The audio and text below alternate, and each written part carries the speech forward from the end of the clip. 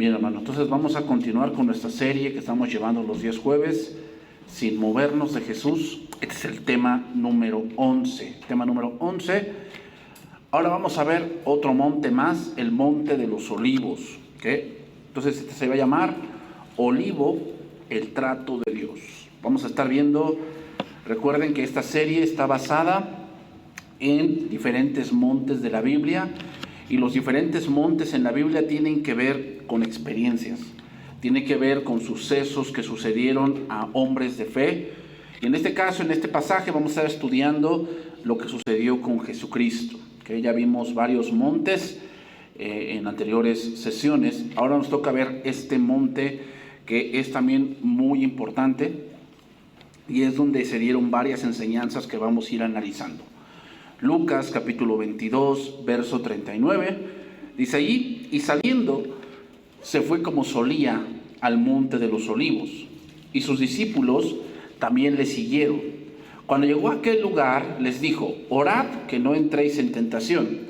Y él se apartó de ellos a distancia como de un tiro de piedra, y puesto de rodillas oró, diciendo: Padre, si quieres, pasa de mí esta copa, pero no se haga mi voluntad sino la tuya. Y se le apareció un ángel del cielo para fortalecerle. Y estando en agonía, oraba más intensamente, y era su sudor como grandes gotas de sangre que caían hasta la tierra. Y cuando se levantó de la oración y vino a sus discípulos, los halló durmiendo a causa de la tristeza. Y les dijo: ¿por qué dormís? Levantaos y orad para que no entréis en tentación. Ahora vamos a estudiar este monte, hermanos, que según este pasaje es el monte del trato de Dios. Y hermanos, esto es algo que no podemos evitar. La prueba es algo que Dios utiliza para glorificarse a sí mismo a través de nuestras vidas sometidas a la voluntad de Dios. Este monte se le llama así porque es un monte que tiene olivos. Y los olivos son árboles de donde se extrae el fruto, de donde proviene el aceite, que por eso se llama monte de los olivos. Y generalmente este aceite era para la unción de reyes, profetas y sacerdotes. El monte de los olivos nos enseña varias cosas que tenemos que analizar, no solamente en esta sesión, sino en posteriores sesiones. Vamos a estar analizando qué nos enseña el monte de los olivos. La primera que vamos a analizar en esta tarde es el sufrimiento del Hijo de Dios. El monte pone la antesala de este suceso, el sufrimiento del Mesías. Voy a empezar a dar lectura, versículo 39. Y saliendo se fue como solía al monte de los olivos, y sus discípulos también le siguieron. Cuando llegó a aquel lugar les dijo: orad para que no entréis en tentación. La palabra entréis en este pasaje significa estar en una prisión. Estar en una prisión. Lo voy a leer en el otro lenguaje, el lenguaje actual, para que podamos entender un poco más a qué se refiere Jesús. Cuando llegaron a aquel lugar, Jesús les dijo: oren para que puedan soportar las dificultades que tendrán. Entonces, no quiere decir, hermanos, que orando vamos a evitar la prueba o la tentación, sino más bien que estemos firmes para ese momento que estamos viviendo o que vamos a vivir, que no perdamos la cabeza. Entonces, vamos a leer un poco el contexto para llegar a este verso que estamos estudiando. Lucas capítulo 22, versículo número 1. Voy a leer el primer versículo, ese primer bloque del 1 al 6, para entender varias cosas antes de llegar a este suceso, que es que Jesús les dice que oren para que no entren en tentación. Estaba cerca la fiesta de los panes sin levadura, que se llama la Pascua. Y los principales sacerdotes y los escribas buscaban cómo matarle, porque temían al pueblo. Y entró Satanás en Judas, por sobrenombre Iscariote, el cual era uno del número de los 12. Y este fue y habló con los principales sacerdotes y con los jefes de la guardia de cómo se los entregaría. Ellos se alegraron y convinieron en darle dinero. Y él se comprometió y buscaba como una oportunidad para entregárselo a espaldas del pueblo. Veamos, en lo secreto se gestaba una traición contra el Hijo de Dios, y entonces Judas Iscariote pensó cómo sacar ventaja de este asunto. Era sabido por todos que Jesús no era del agrado de los religiosos, y entonces vio la oportunidad de cómo sacar provecho de la situación. Entonces, una de las primeras cosas que entendemos del Monte de los Olivos, hermanos, es que nos muestra cuál es la manera de enfrentarse a la traición. Hermanos, tarde o temprano nos vamos a tener que enfrentar a eso. Traición de un familiar, de una persona cercana, tal vez de un amigo muy querido, tal vez de un hermano muy cercano. Vamos a tener que enfrentarnos a la traición. Eso es algo que vamos a tener que vivir. ¿Cuál es la manera de enfrentarnos a la traición? La oración. Judas estaba entre los 12, pero desde un principio Jesús se lo dijo quién era él. En Juan capítulo 6, verso 70 dice lo siguiente, Juan 6, 70. Jesús les respondió: ¿no os he escogido yo a vosotros los 12 y uno de vosotros es diablo? Hablaba de Judas Iscariote, hijo de Simón, porque este era el que le había de entregar y era uno de los 12. Hermanos, en el transcurso de nuestra vida terrenal tendremos que enfrentarnos a un Judas. Tendremos que enfrentarnos a un Judas. Alguien que tal vez está haciendo un negocio contigo y dicen que 50-50, pero, oh gran situación, hay una traición. Un Judas que va a vender la confianza. Un Judas que va a vender el amor. Un Judas que va a vender lo de más valor por lo pasajero. Nos vamos a tener que enfrentar a eso. Imaginémonos a Jesús que sabía desde el principio quién era un falso. La pregunta que tendríamos que hacernos acá es: ¿qué haríamos nosotros si supiéramos eso? Si sabemos que tú sabes, o sea, bien con certeza que ese es un falso, que está fingiendo. ¿Qué hizo Jesús con Judas? Enseñarle. Porque Judas estuvo en un capítulo que vamos a analizar, Mateo capítulo 5, ¿no? El monte de las bienaventuranzas fue en el monte de los olivos. Cuando Jesús dijo cosas acerca de la destrucción del templo, del juicio del siglo venidero, fue en el monte de los olivos. O sea, lo que hizo Jesús con Judas fue enseñarle y orar por él. Entonces, hermanos,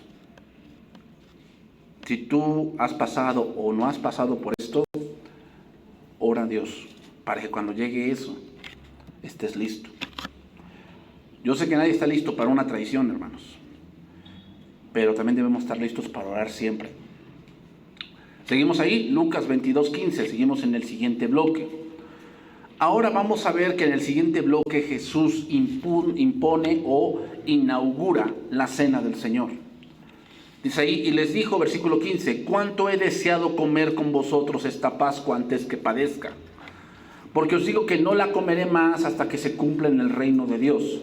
Y habiendo tomado la copa, dio gracias y dijo: tomad esto y repartidlo entre vosotros, porque os digo que no beberé más del fruto de la vid hasta que el reino de Dios venga. Y tomó el pan y dio gracias y lo partió y les dio, diciendo: esto es mi cuerpo que por vosotros es dado, haced esto en memoria de mí. Veamos ahora la institución de la cena del Señor, que es parte del culto que nos identifica como creyentes, y aquí se afirma otro pasaje, Salmo 41, versículo 9. Salmo 41, versículo 9, dice: aún el hombre de mi paz, en quien yo confiaba, el que de mi pan comía, alzó contra mí el calcañar. Mas tú, Jehová, ten misericordia de mí, y hazme levantar, y les daré el pago. En esto conoceré que te he agradado, que mi enemigo no huelgue de mí. En cuanto a mí, en mi integridad me has sustentado, y me has hecho estar delante de ti para siempre. Bendito sea Jehová, el Dios de Israel, por los siglos de los siglos. Amén. Dice el lenguaje actual de este pasaje: hasta mi mejor amigo, en quien yo más confiaba y con quien compartía mi pan, se ha puesto en contra mía. David escribió este salmo respecto a Aitofel. Aitofel, cuando su hijo se fue contra él y se rebeló contra el rey David, Aitofel le volteó bandera a David. Y él fue el que aconsejó que Absalón se acostara con las concubinas de su padre. O sea, atentando contra la familia de David. Aquel que comía de su mesa levantó contra él el calcañar. El monte de los olivos, hermanos, nos enseña que Jesús amó a su enemigo hasta el fin.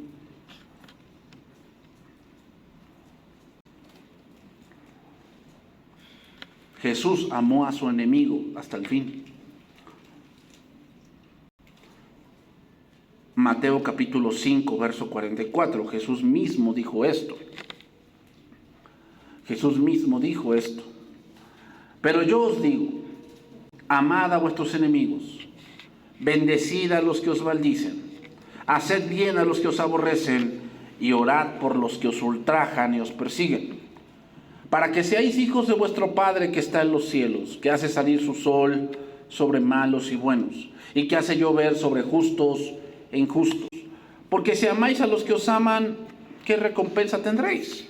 ¿No hacen también así lo mismo los publicanos?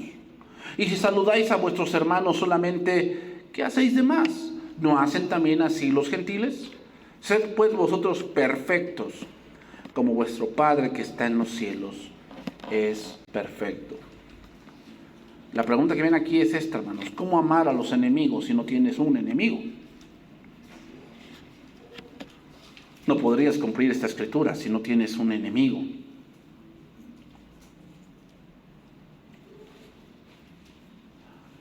Jesús tuvo un enemigo en todo su ministerio llamado Judas Iscariote.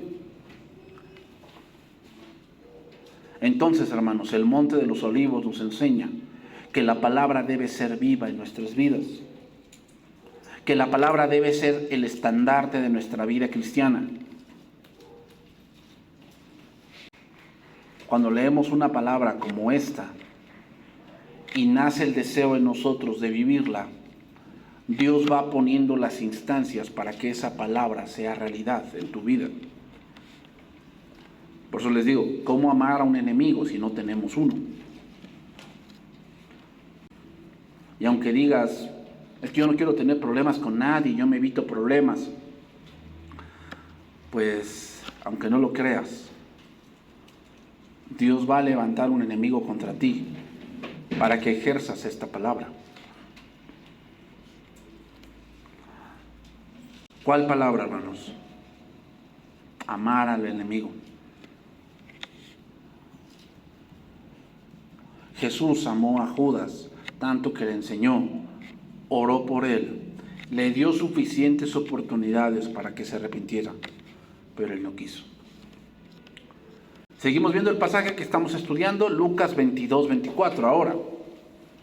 Ahora vamos a entrar a un punto donde los discípulos empiezan a analizar quién va a ser el mayor, quién va a ser el sucesor, quién va a ser el sucesor de Cristo. Si Él se va a morir, ¿quién va a quedar a cargo, no? Lucas 22, 24. Hubo también entre ellos una disputa sobre quién de ellos sería el mayor.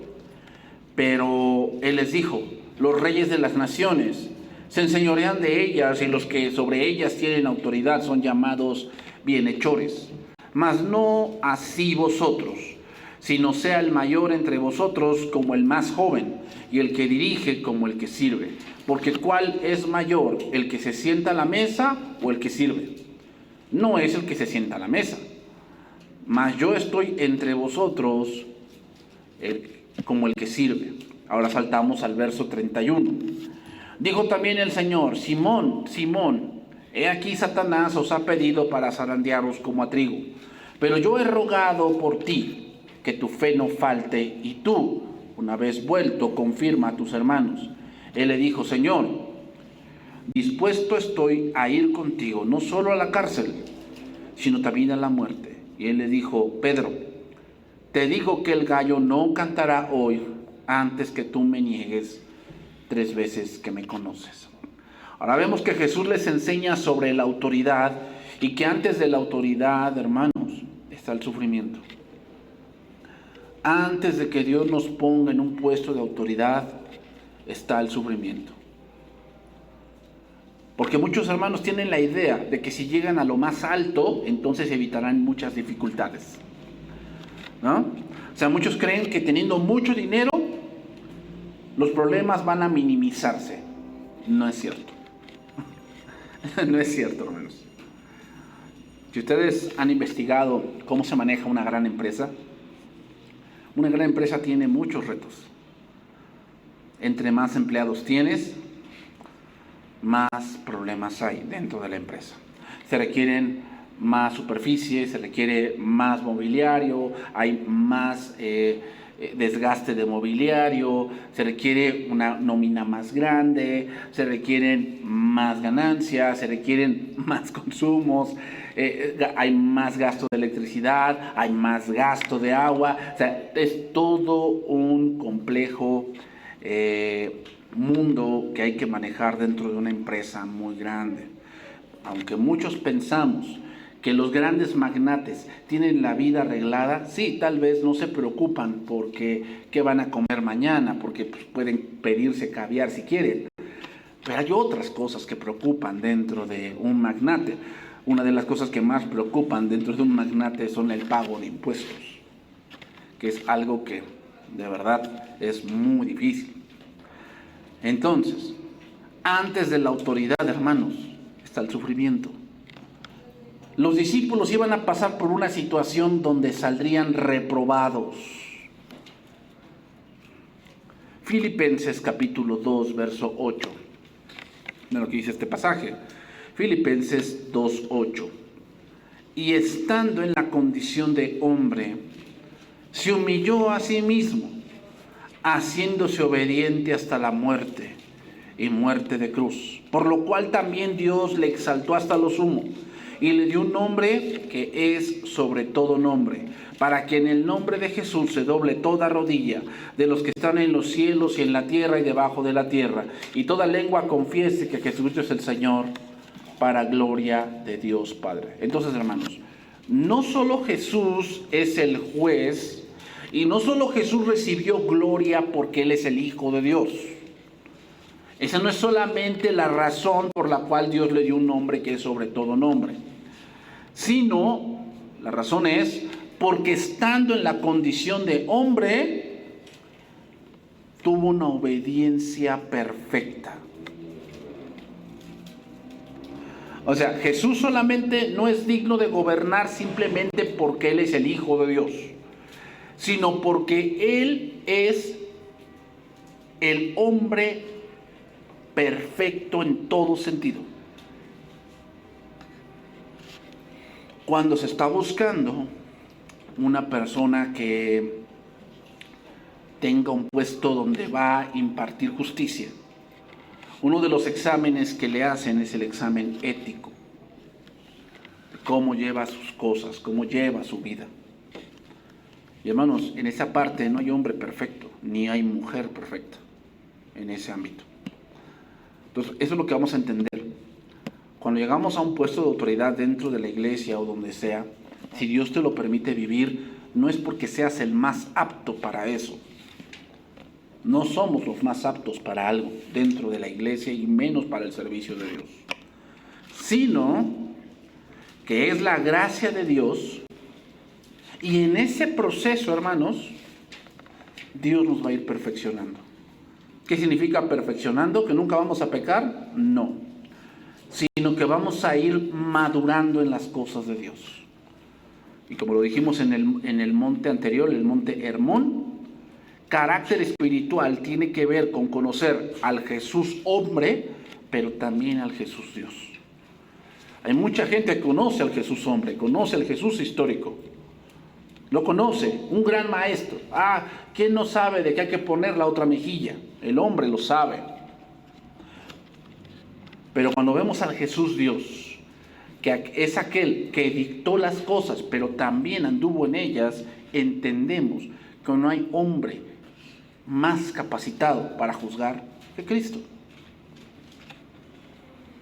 El monte de los olivos nos enseña que antes de la autoridad debe venir el sufrimiento. Antes de la autoridad, hermanos, Dios va a poner situaciones donde tú debes salir aprobado. Y ejemplo claro de esto fue David. David fue ungido por Samuel, pero no inmediatamente fue rey, sino que empezaron a venir sucesos a su vida. Y uno de ellos es que Dios le levantó un enemigo. Sí, Dios le levantó un enemigo. ¿Cuál? El rey. El rey. ¿Cuál era el propósito por el cual Dios le levantó un enemigo? Había varios propósitos para David. Número 1, aprender a decidir en momentos complejos.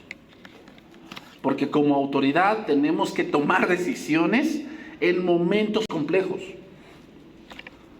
en momentos difíciles, momentos que no están en nuestras manos controlar. Número 2, aprender lo que no se debe hacer como rey. Cuando David iba huyendo, se encontró con los sacerdotes, donde le dieron pan, el pan del tabernáculo. Cuando Saúl se enteró de eso, entonces mandó a traer a los sacerdotes y los mató. Más adelante en la historia, David va huyendo de Absalón, y al pasar un arroyo, el río Jordán, uno de la casa de Saúl le empezaba a aventar piedras y tierra, y le decía: fuera, fuera, asesino, Dios te ha pagado. Cuando él volvió, cuando Absalón murió y volvió nuevamente, lo que hizo este hombre fue humillarse y decirle: Señor, mi rey, no olvídese de lo que yo le dije, es que no sabía lo que hacía. Si hubiese sido Saúl, en ese momento lo mataba. Pero David entendió que matarlo en ese momento era algo contraproducente para la unión del pueblo. Aprendió de lo que él vivió. Otra razón por la cual Dios le levantó un enemigo a David era para que no confiara tanto en él mismo, porque muy joven se hizo muy famoso. Tanto que cantaban: Saúl mató a sus 1000 y David a sus 10,000. Y estar huyendo, hermanos, tienes que confiar en Dios. ¿Por qué? Porque hay cosas que no sabes, que en oculto se están planeando. No sabes. Entonces, hermanos, Dios, cuando te llama al ministerio,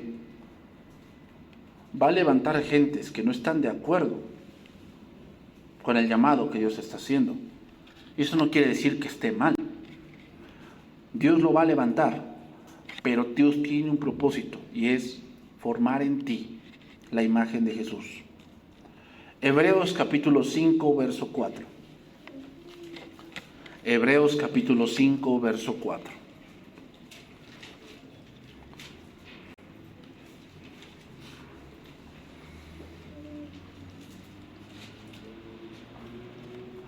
Dice ahí, Hebreos capítulo 5, verso 4. Y nadie toma para sí esta honra sino el que es llamado por Dios, como lo fue Aarón. Así tampoco Cristo se glorificó a sí mismo haciendo sumo sacerdote, sino el que le dijo: tú eres mi hijo, yo te he engendrado hoy.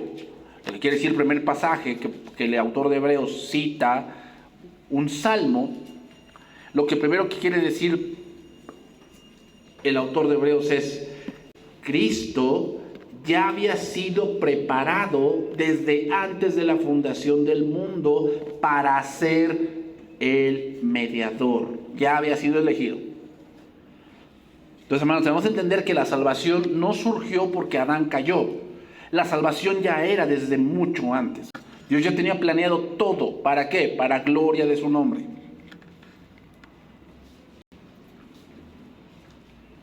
Por eso cuando dice yo te he engendrado hoy, significa yo he planeado esto. Yo he planeado esto, y el plan tiene un punto medular y es Cristo encarnado. Versículo 6. Como también dice en otro lugar, tú eres sacerdote para siempre, según el orden de Melquisedec. En el Antiguo Testamento había 3 oficios que solamente un hombre pudo hacer los 3. El oficio de sacerdote, el oficio de profeta y el oficio de rey. Solamente un hombre en el Antiguo Testamento, David. David fue rey, fue profeta, porque tenemos los salmos, y fue sacerdote porque comió de los panes del tabernáculo.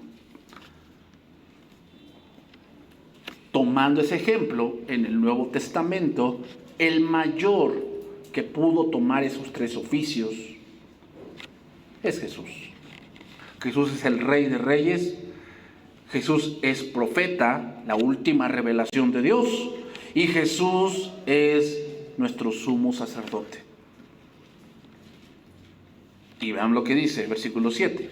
Y Cristo, en los días de su carne, ofreciendo ruegos y súplicas, con gran clamor y lágrimas, al que le podía librar de la muerte, que fue oído a causa de su temor reverente.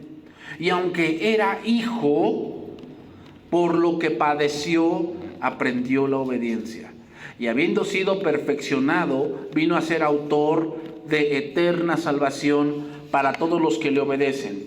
Y fue declarado por Dios sumo sacerdote según el orden de Melquisedec. Entonces Jesús, el gran sumo sacerdote, no solo porque ofreció un más excelente sacrificio. Jesús es el sumo sacerdote no solo porque ofreció un más excelente sacrificio, sino también porque en el más profundo sufrimiento fue hallado perfecto. Vean hoy todas las doctrinas del ser humano. Todas van a un punto: evitar sufrir. Evitar sufrir, ¿no? Y tenemos confesión positiva, psicología, psiquiatría, drogadicción, que todas van a un punto. ¿Cuál? Evitar sufrir. Los padres se desviven porque los hijos no sufran. ¿Ah? Y hoy las mujeres tienen esa bandera, que tienen todo ese movimiento feminista porque la mujer sufre. ¿Ah? Pero hermanos, el sufrimiento es parte de la vida. Estamos en un mundo caído. ¿Y por qué hay sufrimiento en el mundo? Porque hay pecado. Esa es la razón. Porque hay pecado. ¿Qué cosa es el pecado? Una transgresión a la ley de Dios. Y vean ustedes los 10 mandamientos. No codiciarás, va con el prójimo. Cuando el hombre peca y transgrede esa parte de codiciar, agrede a su prójimo y eso trae sufrimiento. Entonces el sufrimiento no se va a acabar, hermanos, con movimientos ni con declaraciones de yo puedo, yo lo merezco, yo no merezco que me pase esto. No se va a evitar eso. ¿Por qué no? Porque vivimos en un mundo caído, donde cada quien quiere sacar ventaja. Jesús vino a un mundo caído y estuvo entre nosotros y fue obediente a pesar de toda la presión que había. Y por esa gran obediencia Jesús vino a ser autor de eterna salvación. Es decir, el pago fue pagado en toda su extensión. Dice el pasaje, Cristo en el sufrimiento oró al que lo podía librar de la muerte. ¿Qué significa? Que Jesús, estando en un río tormentoso, su naturaleza se estremeció porque la hora había llegado. Jesús oró, Padre mío, si es posible que pase de mí esta copa, pero no se haga mi voluntad, sino la tuya. ¿La oración fue contestada? Sí fue contestada. Dice que el Señor mandó un ángel para fortalecerle. ¿Qué significa eso? El Evangelio de Lucas es el único que tiene esa frase de que Dios envió un ángel. ¿Qué significa? Bueno, puedo ver varios significados. Hay dos. Uno, que fue algo literal, que se le apareció como una muestra de que Dios había escuchado la oración del Hijo. Y la otra, que es con la que yo más concuerdo, cuando escuchamos ángel en la Biblia es por un mensaje, y es que Dios le recordó al Hijo cuál era su misión. Concuerdo más con esta, ¿por qué, hermanos? Porque desde chico, cuando José y María lo fueron a buscar al templo después de una celebración, y le dijeron: hijo, ¿por qué nos has hecho así? Él respondió: ¿por qué me buscabais? ¿No sabíais que en los negocios de mi padre me es necesario estar? Significa, él sabía a qué había venido. Él sabía. Pero hermanos, a veces en el sufrimiento, en el trato de Dios, se nos olvida el propósito por el cual sufrimos. Otro que se le olvidó, Job. Job se le olvidó. ¿Qué se le olvidó? Al principio del libro de Job leemos que él dice: Dios dio, Dios quitó, sea el nombre de Jehová bendito. Y a través de todo el libro de Job vemos a sus amigos que le vuelven la espalda diciéndole que él hizo algo malo, porque la lógica del hombre es: te pasa algo malo porque estás mal. Esa es la lógica del hombre, ¿no? Te va mal porque haces mal, y te va bien porque haces bien. No necesariamente. No necesariamente. Entonces, a base de todas esas ideas que le dicen a Job, él llega a la conclusión que si vamos a sufrir de esa manera, es mejor no nacer. Por eso maldice el día de su nacimiento. ¿Por qué? Llega a la conclusión de que si vamos a venir a sufrir, sería mejor no nacer. Esa es una conclusión humana. ¿Verdad, hermanos? Es como cuando digo, yo no te pedí nacer. Y esa es una lógica muy caída. Es obvio que los hijos empiezan a sufrir. ¿Por qué? Porque fíjense, un hijo que se está gestando en el vientre materno tiene todo ahí adentro: protección, alimento. No está a la intemperie. Cuando sale del vientre materno empieza a sufrir. ¿Por qué? Tiene frío, tiene hambre, sueño, lo empiezan a mover de brazos en brazos, no sabe a qué tipo de ambiente se va a enfrentar en la casa donde va a vivir. ¿Se dan cuenta cómo empieza a sufrir? Sí, hermanos, o sea, no podemos negar que estamos en un mundo donde se sufre. Pero eso no es una buena perspectiva de poder mirar lo que viene en la eternidad. Job llegó a ignorar todo eso, hasta que Dios se le aparece y le dice que el plan de Dios es mucho más grande y que Él utiliza el sufrimiento del ser humano para guiarlo a algo más glorioso. Entonces, hermanos, el sufrimiento no lo vamos a poder evitar, pero sí podemos hacer que el sufrimiento nos lleve a algo más glorioso. En el caso de Jesús, lo llevó a ser autor de eterna salvación. Vámonos por la parte final. Lucas 22:39.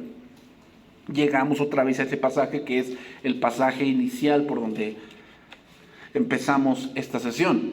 Lucas 22:39. Y saliendo se fue como solía al monte de los olivos, y sus discípulos también le siguieron. Y cuando llegó a aquel lugar les dijo: orad que no entréis en tentación. Y él se apartó de ellos a distancia como de un tiro de piedra, y puesto de rodillas oró diciendo: Padre, si quieres, pasa de mí esta copa, pero no se haga mi voluntad, sino la tuya. Y se le apareció un ángel del cielo para fortalecerle, y estando en agonía oraba más intensamente, y era su sudor como grandes gotas de sangre que caían hasta la tierra. Cuando se levantó de la oración y vino a sus discípulos, los halló durmiendo a causa de la tristeza, y les dijo: ¿por qué dormís? Levantaos y orad para que no entréis en tentación. Pensemos un poco en el poderoso milagro y en el profundo misterio que hay en todo esto. Aquel que es el Hijo de Dios, que desde toda la eternidad tomó forma humana y sufre, aquel que como Hijo de Dios obedece perfectamente al Padre desde toda la eternidad, ahora, a través del sufrimiento, dice, aprendió la obediencia. ¿Qué quiere decir que aprendió la obediencia? ¿Que no sabía obedecer? No, hermanos. Que aprendió que estar sometido a Dios requiere sufrimiento. ¿Quieres hacer la voluntad de Dios? El sufrimiento es parte de la ecuación.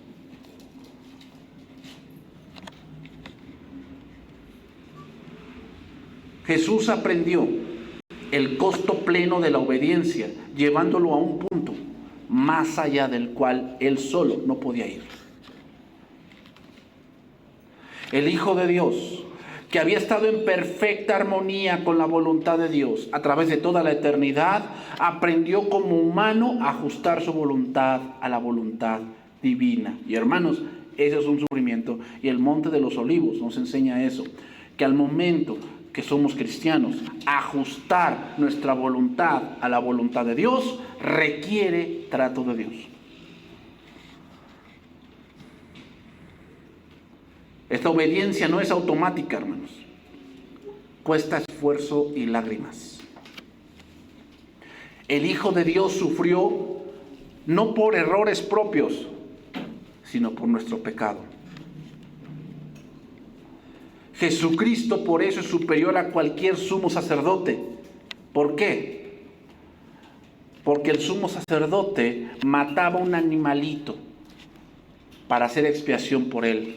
Pero el Hijo de Dios se presentó a sí mismo en obediencia perfecta y él mismo pagó el precio, no solamente muriendo, sino antes de eso, sufriendo. Cuando enfrentamos, hermanos, la disyuntiva entre la voluntad de Dios y la nuestra, lo que debemos hacer es orar para que el Señor nos ayude a ajustar nuestra voluntad a la suya. El Monte de los Olivos, hermanos, nos enseña que a veces la voluntad de Dios es el sufrimiento, es la adversidad para nosotros. O sea, ¿puede ser la voluntad de Dios quitarnos cosas? Sí. ¿Puede ser la voluntad de Dios enfermarnos? Sí. Sí. Nada más que hoy ese falso evangelio de la prosperidad, hoy dicen, no. Tú siempre debes estar en victoria.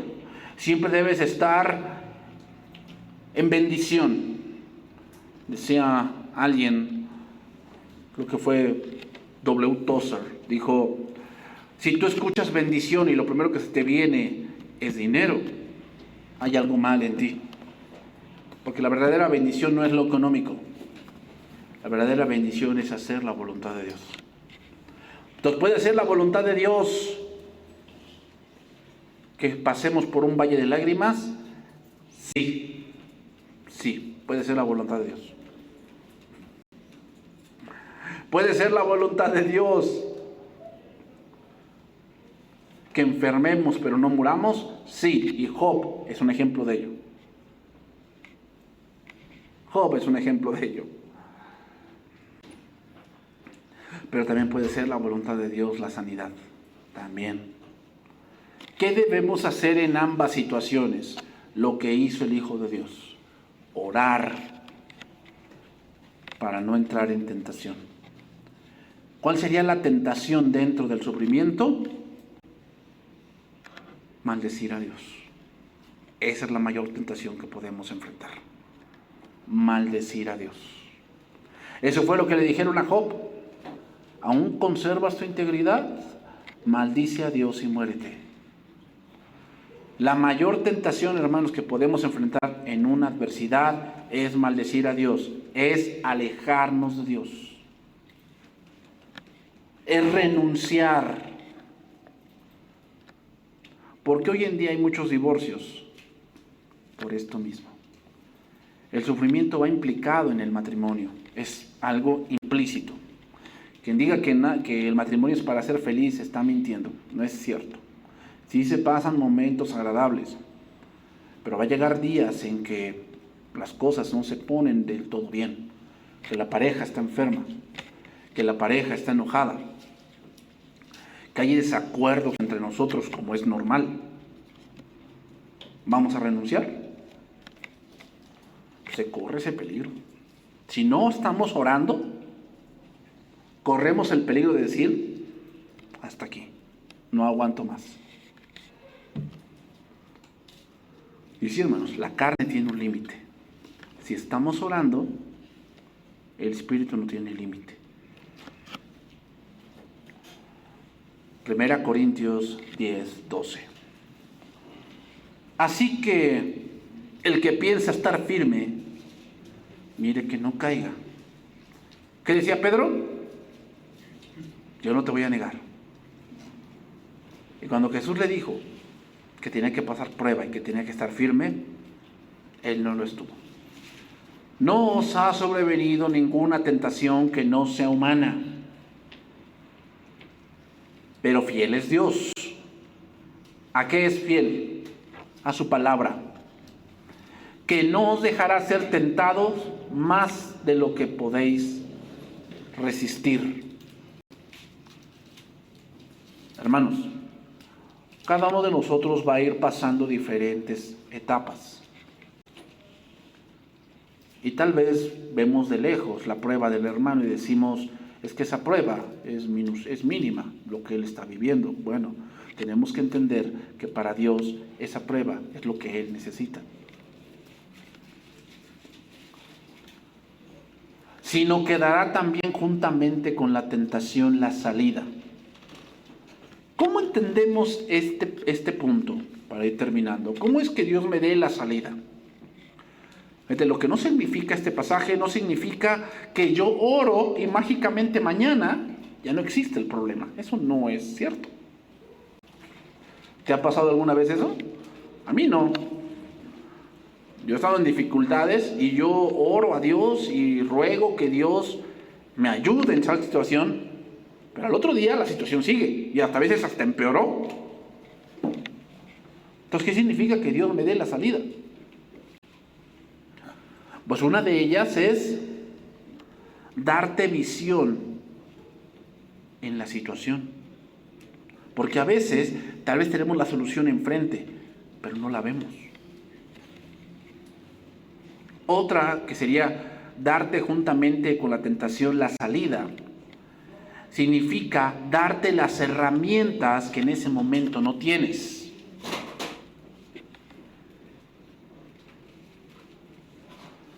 Porque después vean lo que dice, para que podáis soportar. Y la palabra soportar en este verso significa paciencia.